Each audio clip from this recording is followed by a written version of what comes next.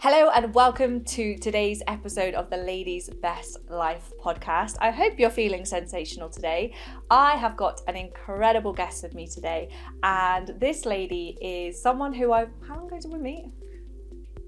About 5 months? 5 months ago, potentially 5 months. I feel like we've known of each other for quite some time because we're in similar industries.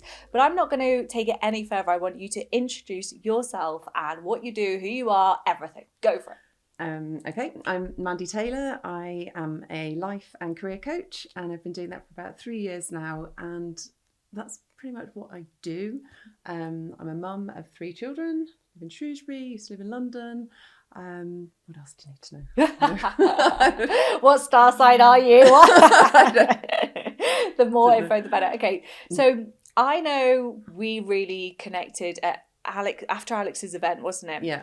And one of the things when we jumped on a call together that we connected on was the fact that we're in Shrewsbury, we love it here, but obviously your background being London, the massive shift of coming to somewhere like Shrewsbury. Yeah. Talk me through that.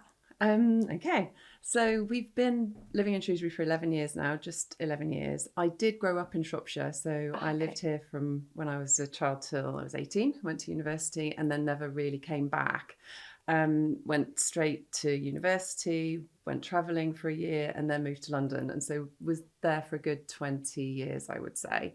The reason that we moved back is I feel I absolutely love London. I still love it and miss it still, but I do really love Shrewsbury now. It did take quite a long time to settle because it is so different. The reason that we moved back to Shropshire was I had 2 of my 3 children in London. And because I had grown up in a sort of rural county, I felt like I wanted our children to grow up and experience that as well. Because I think if you're born in a city, especially a city like London, which is fabulous, where else is there to go when you won't have had the experience of being somewhere rural and being able to run in the fields and, you know, those kind of things. And I feel like if you do grow up somewhere rural like this, you will go and live in a city at some point in your life, and then you've got the choice. Yeah. You know what you like and what works better for you. So it was very much a decision for our family, rather than me and James, I think. But actually it's been much better for us as well now, slowing down. And there were a lot of things that stressed me when we first moved because it was much slower, but I recognise now that it's so much healthier for me. Yeah, that's so true. And our family, so yeah. And what were the main things that you experienced when you moved back that you found hard work? I found it really hard that everyone seems to know who you are just because you've moved somewhere, and not who I was, but did you just move here? Oh, okay. And there was a lot of that. London's very anonymous. Yes. And initially I found that quite uncomfortable, but at the same time I could see it's really nice because it's quite welcoming in a way, and but I wasn't used to it, so I found that quite difficult. I found the one thing that I think has changed now, but I was actually pregnant when we moved here with our 3rd child. And I found the sort of opening hours of shops quite tricky, desperate for some chocolate on a Sunday night, pregnant and desperate. I drove around the whole town, everywhere. Nowhere was open, no garages were open, nothing was open. So that kind of thing frustrated me at first. It's different now. I feel like everywhere is a bit more open, which isn't necessarily a good thing. But at that point, that sort of thing frustrated me because everything is at hand when you're in London. You can get anything whenever you want, really. Yeah. So that kind of thing. What else? It was just slower. Everything was slower. People walk slower. In the supermarket takes longer. And at the time when we moved, that was frustrating because it wasn't what I was used to. But as I said, I recognise that that's a much nicer way to live than just tearing your hair out and running around like a lunatic all the time. So I appreciate it now, but at the time it was hard. I bet. It's any change, isn't it? And you mentioned that you kind of you needed to move back here was it for you as well? Like, was the speed of London and the chaos, I suppose, having an effect? Yeah, I think it was. And I don't think we probably realised until after we'd moved that this slower pace of life was better for us.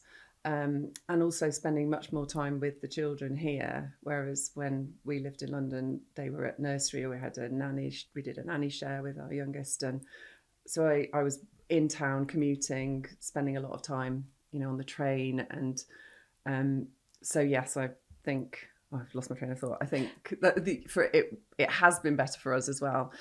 We were ready to leave, actually, because at that point we had thought about moving to France and buying sort of gîtes and doing those up and going and living an alternative sort of life over there, and the kids being bilingual and all sorts of stuff like that. But actually, we did go to France. We did go and look at several sort of areas, but realised that it was probably just outside our budget, which I'm happy that we didn't go, but I would have loved to have been able to do that at that time. So we were actually ready to leave, I think, for more than just the children, the reason of the kids. That's incredible. And I'm kind of like at the stage, I think, before, like, we're doing the other way around. Like, so I'm now like, I love Shrewsbury. I think it's beautiful. I think, it's a great place to be. But I'm like ready to go and to be somewhere fast paced. Yeah. And that's my, like, but I am very aware of like what you say, like when everyone is heads down, it could be quite lonely, I assume at times. Yeah. But I'm going to give it a go and just see how it goes. Yeah. So for you then, I would like to know, like, because obviously life coaching is what you're into, isn't it? That's your bag. That's what you do. So like, how did you get into that? Like, let's go back a little bit. So I'm just trying to think of the best, sort of most succinct way to it's okay, don't worry. If we need to go we need to edit. Yeah, we can edit. On too long. So I worked in London. I did an international business degree with languages. Ended up working in London, in the city. So very finance focused and sort of account management role. Lots of pressure. Sales targets, etc., for quite a long time. And then after I had my 2 children, I ended up working in project management, but again, it was all finance driven, anti-money laundering courses that I was involved in writing and project managing and that kind of thing. And when we moved to Shrewsbury, I was pregnant, as I said, and I was commuting to London with 2 young children, and James was also commuting to London he was there 4 days a week, and I was going down just for a day and working from home 3 days a week. And being pregnant, that was hard. And also with 2 young children, it was hard without James there as well. So it was all a bit unmanageable, which is probably why it was a hard move, because actually it was just tricky for lots of reasons, not just because we'd left London and we were living in Shrewsbury. And so I had my maternity leave, went back to worked there for a bit, realised it wasn't possible to carry on doing that. So then I used contacts that I had in London to try and find different work that I could do from home, which was fine. Project management work, creating online courses for all different industries at that point, and did some courses for the UN and that kind of thing. So great clients and great interesting courses and things like that I worked on. But it was just project management. It wasn't really lighting my fire. I was kind of just getting on with things.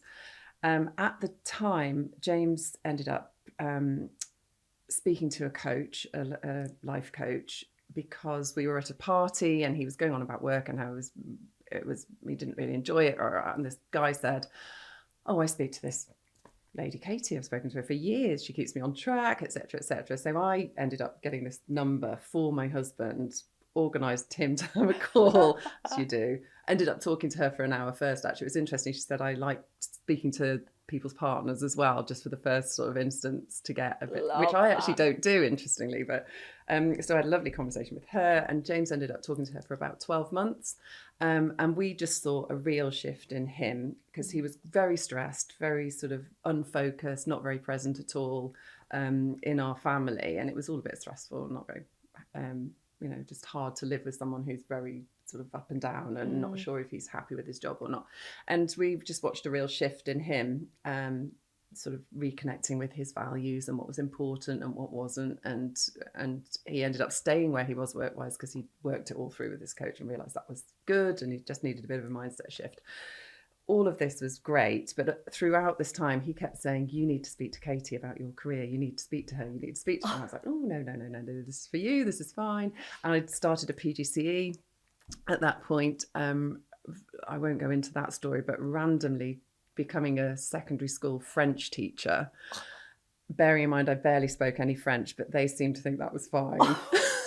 They said to me, "Oh, you only have to be one lesson ahead of the kids." And I was like, "What?" I was like, "Oh my gosh, is this what's happening in schools?" Am I doing? It was hard, actually. I wanted to go in to teach business studies because I'd done business studies degree and everything, but because I hadn't done a business studies A level, even though I had a degree, they said no. So they came up with, if you did French A level, I was like, this is 30 How years, backwards is literally that? nearly 30 years ago as well. What? Because I can barely speak any French. Anyway, I ended up doing a full-time French course for 16 weeks the day that the schools closed for lockdown. So I was doing a full-time French course with 3 kids at home to do this PGCE. I had to do that before starting the PGCE in September, so at least I could then speak some French.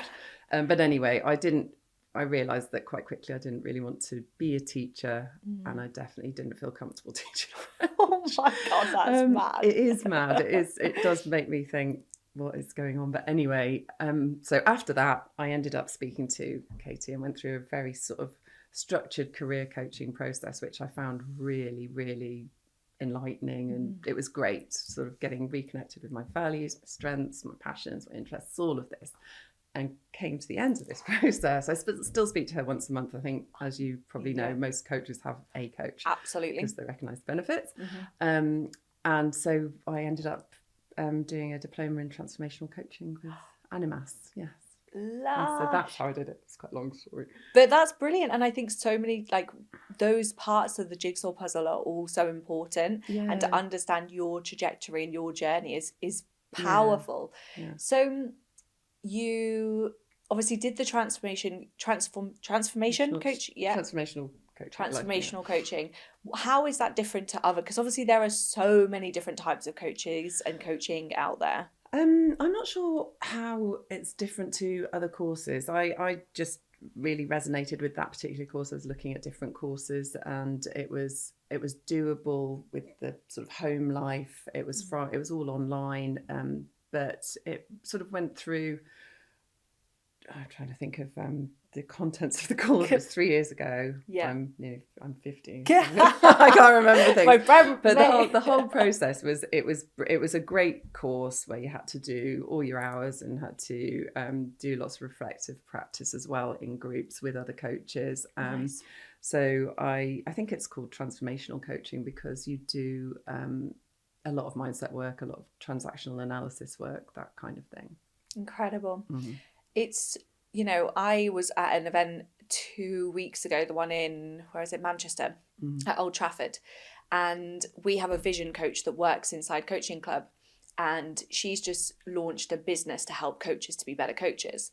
And she was like, guys, you wouldn't believe what's happening in the health and fitness industry. People are just mentoring, just literally ploughing information. So they've got groups like what we've got, 50, 60 women, and all they're doing is just giving info. Right. And it's like, but calling themselves coaches. Yeah. I think I think anyone can do that now, can't they? You can call yourself a coach. I couldn't have done that without doing training. I'm actually doing another course in exec coaching and mentoring starting in a month, which is in that sort of coaching as well, because I feel much more comfortable knowing that I have a qualification in it. Definitely. I wouldn't feel comfortable talking to anyone saying I'm a coach unless I was qualified. 100%. And it's like, it's not regulated at all. No, it's not. And you could say anything to people. And actually, as a coach, you're not meant to say very much at all, are you? That's the whole point. That is it. So. And that's the thing, so you've got all these fitness coaches, whatever, giving info, calling themselves coaches, but that's nowhere near an element. No. So what traits do you believe have really benefited your career that you're in now? I think I'm a very good listener, very empathetic, and quite driven. And I think that I really love seeing like getting the best out of people. I've always liked that with friends and relationships, and my husband would say I'm constantly making them do more and see more and be more. I want people to be the best that they can be, and without in coaching, as you know, you can't say that as such, but you can kind of ask the questions to make people think about how they can get the most out of life, basically. So I think that's, and I'm enthusiastic as well for that. So. And why do you think they're important elements of coaching? I think to be a good coach, you do need to be able to listen. You do need people to find their own answers rather than jumping in with answers for people, because I think that if you come up with the answer yourself, you're very much more likely to do it and much more likely to follow through with things rather than someone telling you what to do. So I think that's quite a good trait, the listening and not jumping in. But also you need to be able to ask the right questions, and to ensure that people do get the most out of these coaching sessions, I think, and that is a trait I think I have. So yeah, I think it's such a superpower to be able to ask powerful questions, and it's one that people will look at me and be like, how the fuck do you think to ask that sort of question? I'm just like, I just get led down a path, and it's like, because you can't have a bias either, can you? No, and that's hard, isn't it? And I think that's where the training comes in, isn't it? Because otherwise, if you're just going in there saying I'm a coach, it's so easy to go, oh, I really think you should do this. And you do that with your friends a bit more and your family, but in this role, that's not what it's for, is it? No, they've got to come to their own truths. Earlier you said that you constantly want people to, do more and take them a little bit further. Why do you think that is? That's a good question. I know my podcasting work is done when I get one of those in every session. And actually, my mental performance coach I had in probably 4 weeks ago, and he was like, that's a good question, Sash. I was like, yes. Yeah, that's really good. Yes, from my coach. So the question is, why do I want people to get the best out of themselves? Yeah, like where does it come from in you? In me. I think I've always wanted to be the best that I can be.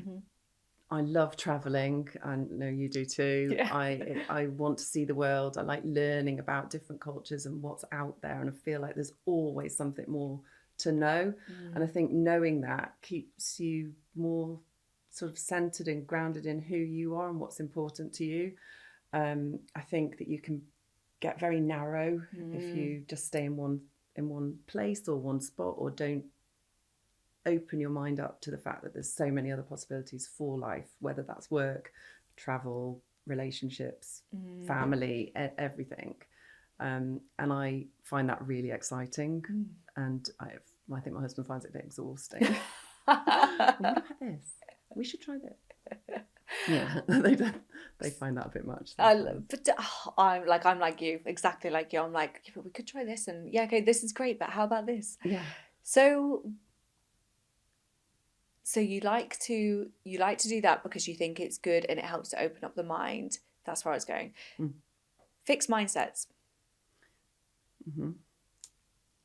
What do you think creates? So how does a person end up with a fixed mindset? I think it comes from family, from their upbringing. It comes from their environment, who they spend time with, what they've been told as a child.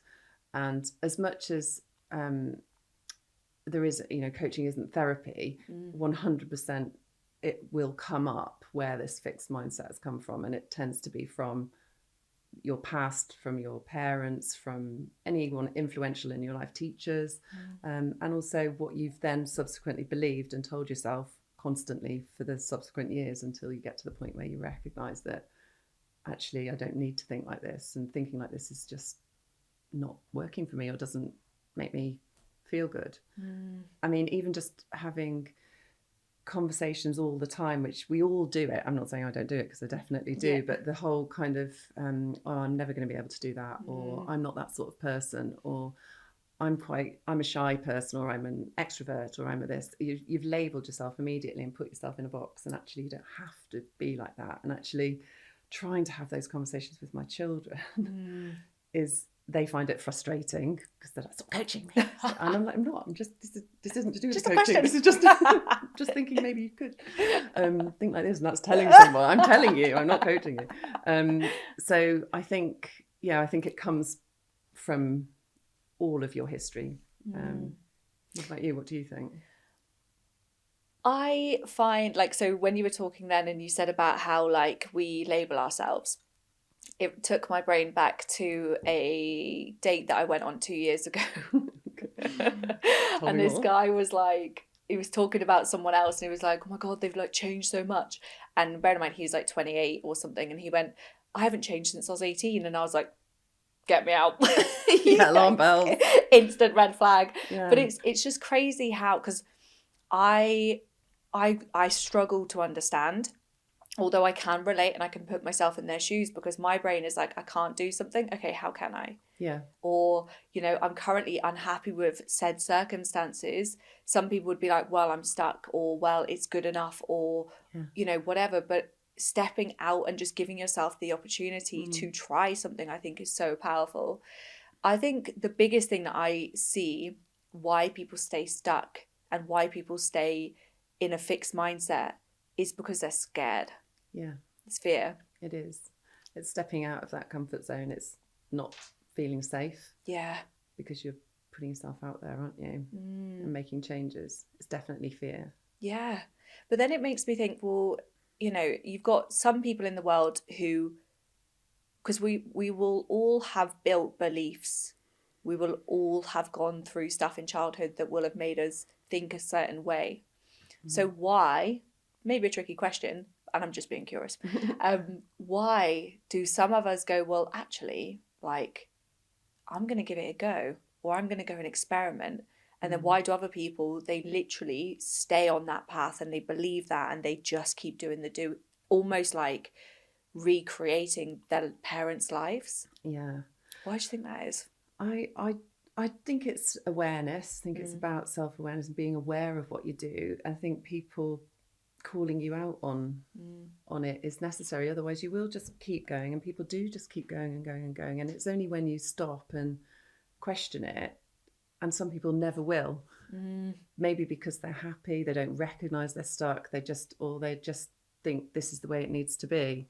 And you need someone in your life who's going to actually stop you and say, hold on a minute, this doesn't make you happy, why are you doing this? And I do think it's difficult to make that change, for sure. Stepping out of your comfort zone is really hard, and I feel like I'm doing it all the time in this job, just doing, you know, this kind of thing. Yeah, I love it, actually. I'm loving it, but it is not normal. It's not something I've done many times, and you just have to do it, because you do just grow and you do change and you do become the person that you know that you can be, or you just better yourself. You grow personally and professionally and in confidence. And I think the more confident you are in yourself and your abilities, the more likely you are to challenge and do those things. So I think it's building confidence, maybe. Does that make sense? Yeah, it makes complete sense. I'm just thinking, like, because some people will be like, you're mad. Like, so for me, I'm going to go spend the next 6 weeks in Dubai. Which I think's awesome. Yeah. I can't wait. Get a flight out. Come and join me. I would. You know, and some people would look at that and be like, you know, early midlife crisis, what the fuck are you doing? All these different things. And I just wonder, more of a selfish question, like, why do I not settle? Why do I want to be that person who's like, I'm going to make my life fucking incredible, and the status quo, the blueprint of society are things that I don't want? And for me, my opinion is, you know, a few bits and bobs happened in childhood that made me feel different. And instead of allowing my difference to be something that crippled me, it was but I can create my life. I can make things better. I can make things different. Ridiculously independent, which is always hard in a relationship. Yeah. But yeah, it's just that, you know, like, what is that shift? Is that a personality? Is that I don't know. I don't know either, actually. Isn't it fascinating? It is fascinating that some people do it and some people don't. And some people, it's like rocking the boat, isn't it, as well? Some people don't want to rock the boat. They don't want to move the status quo. They're worried that they're going to upset people. They're thinking of others instead of themselves a lot of the time, so won't make a lot of changes. And it's not selfish to think about yourself, that's the thing. And I think that has taken me not a long time, but a while to get my head around, because I've got 3 children and a husband, and obviously they really do rely on me. But it isn't selfish for me to think about me and try and work out what I need and what's important to me. And with you, and you're traveling and not settling, I feel like if you're self-aware enough, you'll know when the time is that you don't want to go to Dubai for 6 weeks. Yeah. But if you want to, then why not? And you can. That's the biggest thing as well. I don't see a problem with doing it. I just don't. I think we're quite similar in that regard. I would, I've got ties. I can't do that, and I don't want to right now. But yeah, I certainly would if I didn't have those. And that's my thing. I think, because another thing that I do think of why I am the way I am is, sadly, I've had a lot of people die in my family who are really close to me. It's like my nan, then my cousin, and then my uncle, and then my stepdad. And my stepdad was like, excuse the pun, but like final nail in the coffin of like, fucking live your life, Sasha. Yeah. He was due to retire and died like not so long before. And that made me go like, what am I going to regret? Yeah. What am I going to regret? And creating the coaching club and an online coaching business was the reason behind it, was to fulfill myself, to also help people more, because personal training was not able to deliver the transformation outcome that people want. But also from a personal, selfish, if you like, level, was to be free and to just be able to travel and do what I want. I don't have children yet. So I know if I don't experiment, even just, I'm calling it, I'm looking to find somewhere to live, but I could just be on a bit of a 3-year travel around a bit and then be like, snoozeberry, I actually love you, let's stay here. So for you, which way do I want to ask this? Your biggest transformation, inside, outside, like what's been your kind of, is that linked with a hurdle? Your biggest kind of like they say every breakdown comes to a breakthrough. Have you got like a significant moment in your mind? A difficult time, do you mean? I think there's a few things that, only a couple of things. I don't feel like I've had lots of awful things happen, fortunately. I think moving to Shrewsbury was very difficult, and sort of losing my identity in motherhood a bit. Not working and earning in London anymore. That was a big thing. I did feel very lost for a while, and I kind of did get quite low and was just sort of doing the washing, keeping everyone else going, and really, really wasn't thinking about myself at all. And so I think there was definitely points there where I did get very low and thought I've got to make a change. I've got to do something. I can't carry on like this. And so that's really all I can say around sort of the hard time. I think that's probably has been the hardest time, was moving here and then sort of feeling really, really lost. No identity for myself, and career-wise as well, very lost. But I think things that have changed me is travel. Yeah. Going away to university, and then traveling for a year, then backpacking all around the world. And then when I went to London and worked and lived in London, I met my husband at work there, and we decided to just leave work when we were 30. And we used our bonuses, because we worked in the city. We were fortunate enough to have good bonuses at that time. We used our bonus to travel for a year when we were 30. So we were a bit older as well. So almost appreciated it more. We didn't have, that paid for the trip. We didn't have lots of money when we were traveling. We were still backpacking and staying in some really, backpacking places, which were brilliant. But I do think that those 2 trips really did make me realise that I needed more than just to be in sort of one spot, because there's such a big world out there. And I have to remember that when having children now, not being able to do that as much. But we take our children away as much as we can. They've been all over the world, really. They're very lucky. Love that. But that's come from me and James wanting to travel. And they have that in them as well. And I like that, because I feel like they're a bit more rounded. Yeah. I love that. I always say I'm a holiday whore because of my mum. Because she took me, like I went on my first holiday when I was 6 months old. Did you? Yeah. So like I was going to Everest. I was like, Mum, it's your fault. Like, yeah. So I think my children will say the same. Yeah. They really will.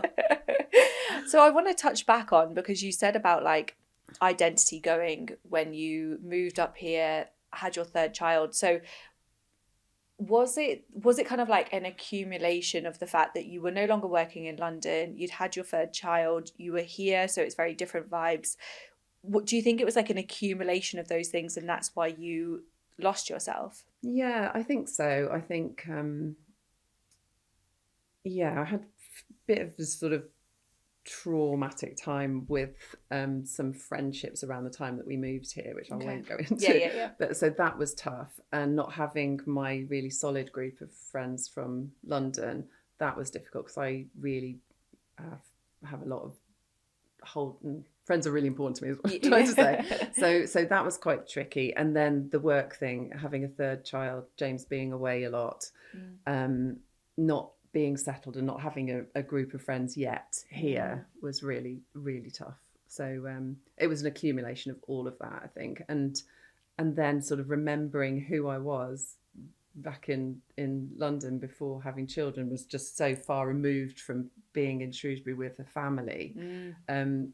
I couldn't marry the two together at all. So I found that really hard. But I think having coaching and going through that process of getting back in touch with your values and what's important to you, and recognizing how your mindset helps, you know, this shift in mindset, that you can change your thoughts and you can be different and make a different life for yourself, was really key. But now I have to hasten to add, have the best group of friends here, which is wonderful, and I don't know what I'd do without them, quite honestly. Love that. And it's one of those things, because a lot of people join the coaching club when they are at the point where they've lost themselves. So what generally tends to happen, so we had loads of people join us off the back of COVID, because COVID either went in one of a few ways, and one of them was they had time off work. Yes, they were homeschooling, but actually they weren't working. So, and they had more time, like they could do a workout in the garden because it was beautiful weather, wasn't it, as well, in the first one. So they had this kind of like false lifestyle, which enabled them to address their needs more, which enabled them to create the body that they've been trying to create, and mind. But, you know, most of the women are, body comes first, like they want that, and then they need to kind of do the deeper work. Or it went the other way, that they were like a key worker, or just fucking absolutely bombarded with life, you know? And people come to us when they're like, I feel lost. So the question I want to ask you is, how did you know, is the two questions, how did you know you were lost, and what did lost feel like? I was just gonna say, that's the question that I ask, is what does lost feel like? What do you mean by that? What does lost mean to you? To me, it felt like I was just going through the motions of daily life, of you know, washing, cooking, cleaning, taking people everywhere, and I was just going through the motions. I didn't really have any joy. That's what it was. I sort of lost any joy or excitement around anything. I was just going through the motions. I can't think of any other way to say it. And I just didn't know what I wanted to do. I knew that I wanted to work. I've always worked and I've always wanted to work. I like earning my own money. Hated feeling reliant on my husband. I don't know why, but I really don't like that. I'm the same. And even though we've been married for nearly 20 years, I still find it really uncomfortable that I do rely on him quite a bit financially. But I'm working on that. Yeah, love it. And have been for you. So I think there was that. I felt reliant on someone else solely, and I was just going through this mundane sort of day to day. Sounds horrible, because I do love my kids. I love doing stuff for them. Yeah. But I wasn't really doing anything for me. Yes. And I just, I did not know what was going to get me out of it. I knew I needed a job, but I didn't know what I wanted to do. Yeah. And that was horrible. It's one of those things, because a lot of people who speak to me, and actually there's a lady called Zoe Blakely on Instagram. She does podcasts and stuff, and she is all about mum guilt. And I literally salute her. I've asked her to come on my podcast and she ignored me. Oh, did she? Yes, because she's that I was much. going to say I'll follow her, but I won't now. No, definitely do, because her the stuff that she teaches is incredible. And actually, she put up a post a couple of weeks ago that she was saying how much she struggles with the change in social media. Like, she feels like she's got to get her information, which is such good information, into like a 3-second reel to grab attention. And she put this thing up and she was like basically asking for help, and I just said to her, stop trying to fit in. Zig when every other fucker zags, and do it your way. And actually she replied, and I was like, now can I ask you for the podcast again? But anyway, so like mum guilt is huge. And this is the thing, right? If you look at how life is, and for anyone listening to this, like if you look at how life was pre-children, look at the way that you had freedom, you had autonomy, you had control, like all of these things, like you could fill up your own cup. Like, I'm in this now, right? I can do what the fuck I want, when I want. Then you have a child, and obviously, yes, you love them so much, and you know, you want to be the best for them, you want them to be happy, like it's all, and they are so dependent on you, aren't they? Especially in the early days. So of course, like things are going to change, and people always like feel guilty for being like, oh, but I love them. Of course you do. But actually, like, what keeps you at your best? And it sounds like for you, through that period, you had a lot of change going on, like all at once. Of course, like things are going to start to slip. So what I want to know now is like, how did you pull yourself out of that? Because there's probably mums listening to this right now. Same situation, 3 kids, you know, working, not working, whatever, and who may be feeling a little bit trapped. Who may be feeling like they've lost themselves, they don't feel joy. Like I had someone saying to me once, I just always feel like a bulldog chewing a wasp, like I'm so fucking angry all the time. So what would you, like, can you help that person who's listening to this to navigate from there? I think for me, it was very much taking time. So I did have a coach at that time. Having that time for me, that hour every week, where I could only think about me and I could only talk about me and I could only just come up with these answers for me. And it wasn't about my family, it was about what I needed. And it took a really long time for me to actually think, well, I don't even know what I need. I don't even know what I like. I don't even know what my values are. I don't know any of that. So just having that time and space to think about that just for me was really, really important. So I think taking time, getting some self-help books, getting a coach, getting someone who you can sit down with and go, right, I need to go back to the basics. I don't even know what's going to bring me joy anymore. And having that thought, that time to think really was what was important for me. And there's loads of books, isn't there, that you can read. But again, if you're a mum with 3 kids, you don't read books because you just don't really have you just can't sit down and sit on the sofa. They're all at school. I'm just going to sit on the sofa. It just doesn't happen. So making yourself have that time, even if it's just going for a walk, listening to podcasts, listening to something that's going to make you start thinking about who you are, what's important to you and what you need. But it is about trying to find that time, which is what's really difficult when you're a mum. And again, if you are someone who is, I'm going to say it, like overly responsible, so you do everything, you know, you don't ask for help, you don't ask, you know, and that's one thing where I keep saying it's one other thing when people join CC, like they do 80% of the stuff at home. And I'm like, right, okay, so you have to do all of this plus a full-time career for a lot of people. And even if not, like you still deserve 1 evening, 2 evenings, you know, 2 hours a week to spend on yourself. And I know, so I got a therapist, when was it? Probably, what would it be, like 2021 now. And he said to me, one of the first things he said was, what are your needs?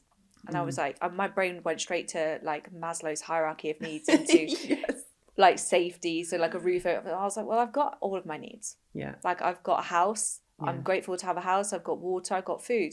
And he was like, oh no, Sash, like, come on, let's go deeper into it. And I had no fucking idea. No, and this is why I think as a coach, it's so important for us to do the work as well. Definitely. To really understand our own, like understand ourselves. What people are going to go through in the process, isn't it? And to like... How did you get to that point then with the needs and knowing what your needs were and how you kind of...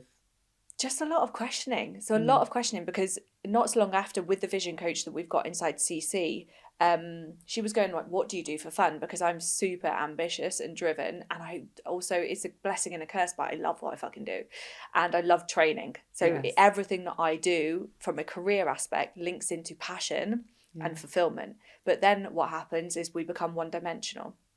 All we do is talk about health, fitness, human behavior, weight loss, and all of that sort of stuff. So because you like it, but because I love it. Yeah, but I think it's really important to, you know, so the way that she got me to think about it, and this was the vision coach, not the therapist, she said, what did you used to do as a kid? Yeah. And I was like, well, I love the piano, and I loved like karaoke. I was fucking horrendous at it. But I loved karaoke, and I loved like singing, dancing, performing, and what else is it? Colouring as well, and just simple stuff like that. So she was like, can you start to do that? And you know, I did. Like, I bought a piano and stuff, probably played it twice. But I think it's important to know. And if you are like, so whenever I'm crossing over that line of like, work is a bit too much right now, because that's my thing, right? Like super ambitious. So the thing that takes me over, whereas for some people it might be children, responsibilities, that sort of stuff. I need to be like, right, okay, what can we do that's away from all of this? Yeah. That's just, so it's digital free walking, it's going out with friends, and like fully, like one of my things is like, I want to be fully here with you. Present, Yeah, you know? And just, that's pretty much it. And then also like, so, because I went from loving music in school to then having like a lot of years of raving in a very unhealthy way to now I like my raving is going to the gym with my techno music on, absolutely disgustingly loud, and that's my escapism, but trying not to be too like overly ambitious, because otherwise it's like, it's just constant like competition. What about you? What I do to get like, how did needs and values I'm curious about. The needs, I do something similar. Like what did I like to do as a child, like a young child or a teenager or slightly older, like in my early 20s. And for me, I liked to be free. And I think because you're not very free when you're a mum, that's a big thing for me. So just walking the dog, going up the hills, going around the river, just something which I do every day. But it does make me feel good. I really enjoy doing it. So I actually when I took up the piano again in lockdown. Oh my god, which is funny. I'm like following in your footsteps. I did, but I stopped as well. So now I can play like a few things. Like I can play every so often, but not very often. But I would like to do that more. Same. But I do find it hard to find the time to practice. I just don't practice. I'd seen friends again, traveling, making sure that I've got something that I'm looking forward to. In the diary, trying to spend time with each one of my kids on their own is something I would like to do more of, because actually I do find it fun. When they're all together, it's a big argument. Oh really? So that's kids for you, isn't it? Exactly. So actually I would like to do that, and I think I would get something obviously from it myself, and as would they. So that's something I need to try and do more of. But for me, it's always going to be going out for walks, seeing friends, making sure I've got time for a cup of tea with someone, or just seeing someone outside my family who like nourishes. If you think about it, it's like a plant, right? You've got the mum plant, you've got the wife plant, then you've got the you plant, and whatever other plants you've got. You have to keep watering them all. You know, you can't just keep watering the kids plant, you know, what the mum plant. What are your values? When I do the values exercise, I've got adventure, balance, family, happiness is a bit sort of, I think you're always striving for it, but you just need to be in the moment, I think, with happiness. All the sort of what I think are kind of taken for granted ones, respect, you know, those kind of things. Friendship's important. So I feel like when I look at my life and look at your values, that's where you sort of want to go, isn't it? Make sure your life is currently in line with your values. And I think mine's doing okay at the moment, which I really like. I'm having enough of all of those values in it, which is good. Ambition isn't one of them, but I do like, what if I was to narrow them down to 5, but I do feel the need to sort of drive myself more career wise. But why? just because it's good for me. I know it's good for me. It's good for my confidence. It's good for my self-esteem. If I feel successful, I feel good at what I'm doing. Like I love helping people, as I'm sure you do, and feeling like what you're doing, it shouldn't be about you, but it is, because it's really, it's if you ask anyone else, does your job give you satisfaction? It's okay to say yes, it does. So I feel like with coaching, I feel really like I'm doing something good and it's helping people. And so the more of that I can do, the more I'll be happy and fulfilled, I think. So would you not say that ambition is one of your top 5? Probably is, yeah. It's probably got buried amongst everything that we've just talked about. I definitely must have been when I was younger as well. I went to a grammar school. I did well academically, all of that. So I think that's why we're different. It's instilled. If you go into they still have them, don't they, grammar schools now? But it's sort of instilled in you that you are going to do well. The expectation is really high, and so you have that expectation sort of drilled into you, which I don't think is brilliant, but it is a good thing. And I think that's always probably been there from school. Yeah.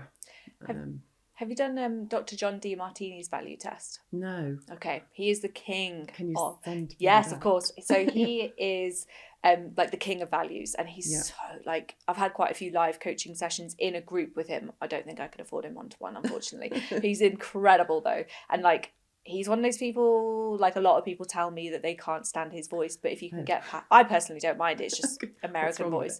Yeah. Okay. If you can get past that, then it's definitely worth listening to. And his values test it's quite savvy in the way that he asks the questions, and it's basically like, you don't select like happiness, freedom, authenticity, whatever.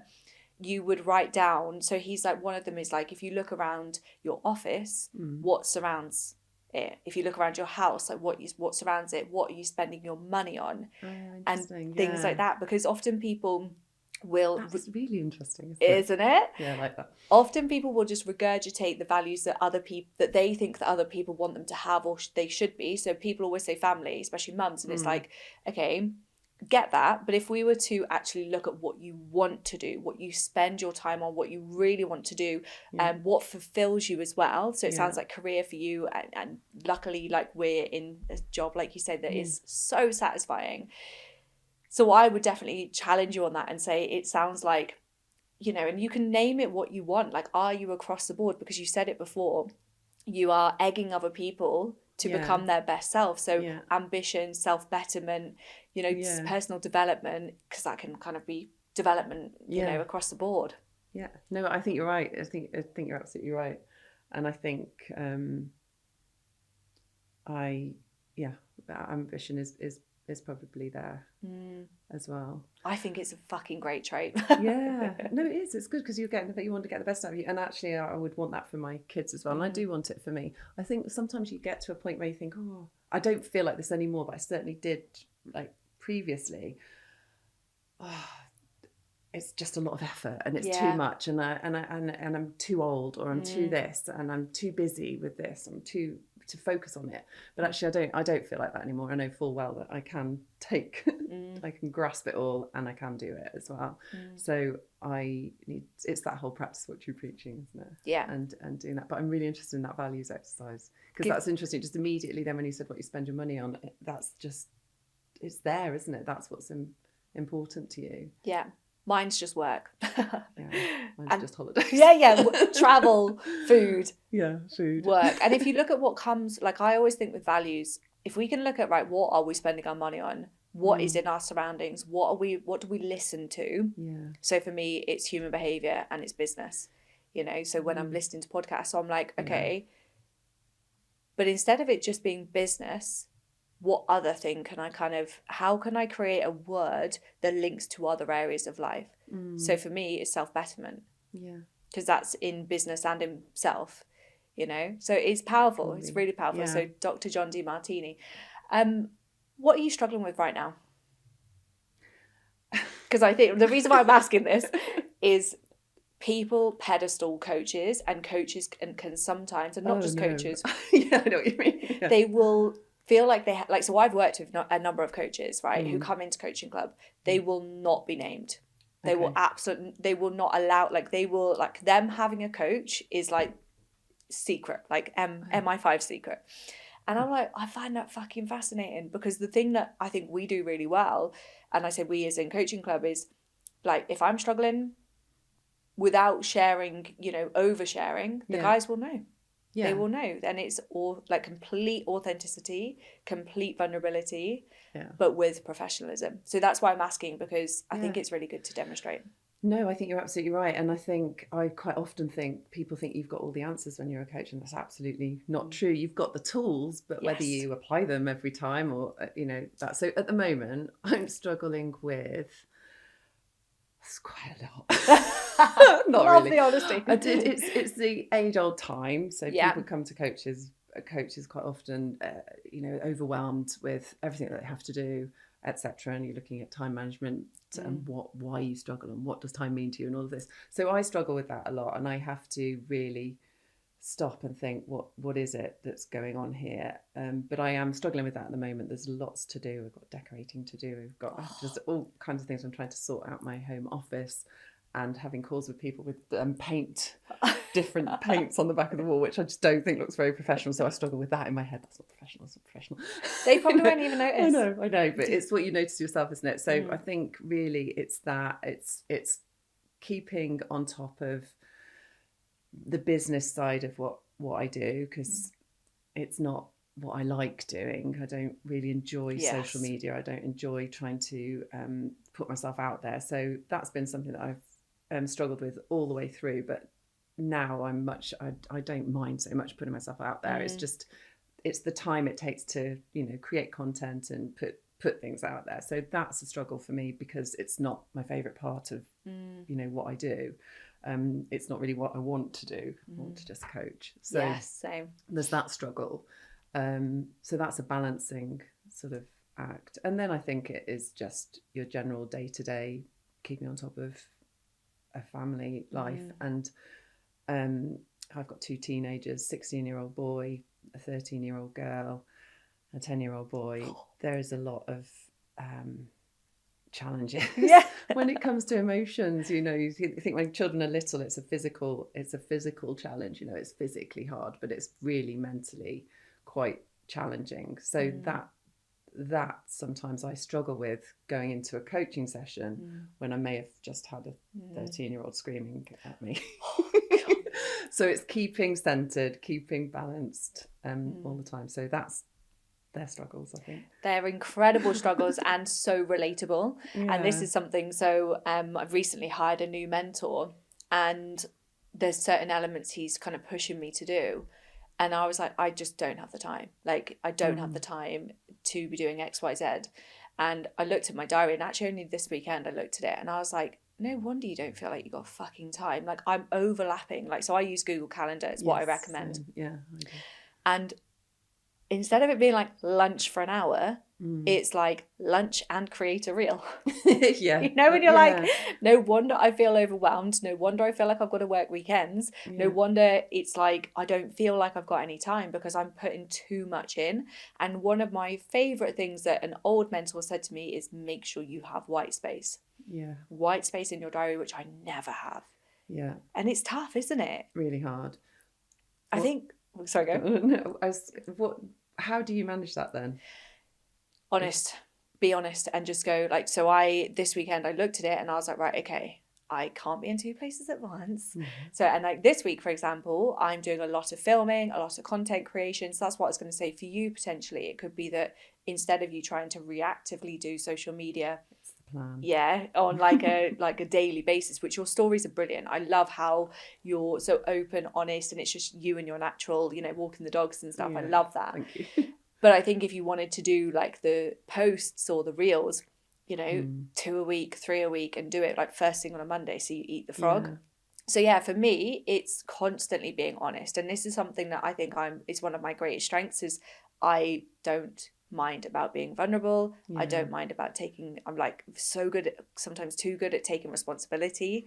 And it's just sit down and go, right, okay, there's things in my business that I need to get done. Like if we want to help more people, if we're so passionate about what we do and we want to help other people to change their lives, we have got to start doing the things that we don't want to do. Yeah. Haven't we? Because as much as it's great, like I'm the same, like coaching calls, they light me up. Yeah. And I know it's not meant to be about you, it's meant to be about that. Yeah. But actually it does light you up, doesn't it? It does. It feels good. But to do that, we've got to find them. Yeah. We've got to get those people to find us. Yeah. And I think that's the balance, isn't it? Or that's the recognition. You want to do this, but you've got to do this. It's doing the hard work, isn't it? Yeah. And I do try and plan social media. I did do a really good 6-month social media plan with Alex McCarthy. Oh, nice. Which was brilliant. And then I tried to create my own. And I did do quite well to the end of the year. Good. And then now I'm sort of floundering a bit. So I've got to focus on that. And I know that. And actually, I work much better in the morning. So I wake up much earlier than everyone in the family. And I find myself sort of downstairs in my pajamas. And that's when I can think. And that's when things come to me of what I want to talk about and what resonated from this and that. And then by 9 o'clock, 10 o'clock, I'm not going to come up with anything new then. Yeah, same. You're too much in doing mode. Yeah. So I know I need to make the most of that time and not feel, is this weird, me being sat at 5:30 doing this? Because I do question it. I do think, is this good for me? But actually it is, because that's when I'm awake and alert. So it's accepting who you are, when work's good for you. No one says who should, what should you do and what should you be doing, etc. So it's like what works for you. So 100%. And people will say it. People I had a conversation with my therapist last week and I was like, I feel like the weird one.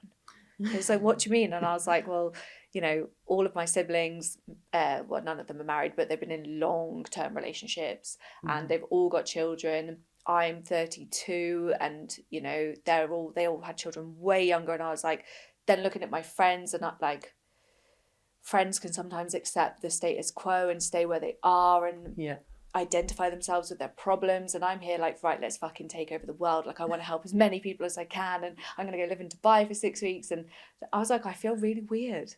I feel really isolated. And he was like, Sash, I'm exactly the same. There is an absolute abundance of people who are exactly the same. Yeah. You just have to remember that you are an alien. And it's okay. Like, come and join the rest of us aliens. And that's the thing, I'm the same as you when it comes to working. Yeah. Like weirdly at the minute, I'm like 6 o'clock, I'm awake. Apart from Saturday morning where I like play until 9, which is really inconvenient for my friend who was sleeping over. But yeah, I am like 6 o'clock, and that is my time to work, which sounds that window, isn't it? Yeah, and it's going to stop. Yeah, and this is the thing. So with my ex-partner, he used to like to go to the gym at like 7 a.m. and I tried to fit into his schedule, and I'd go with him.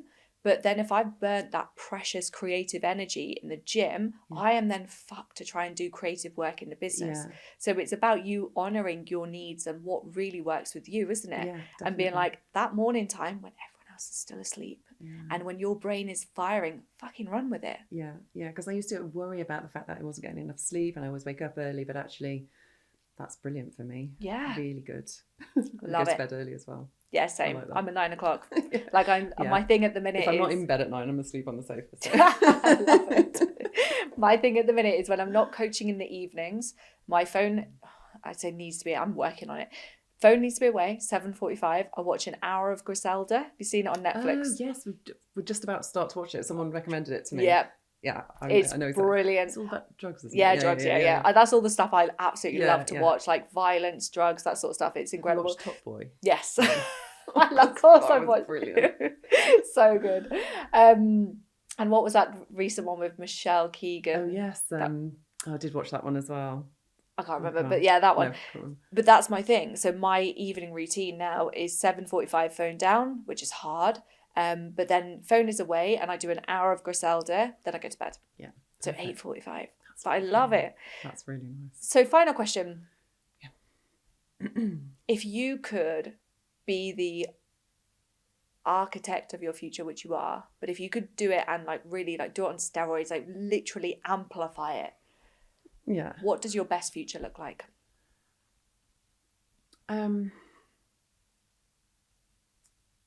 My best future. Well, I'm 50 now.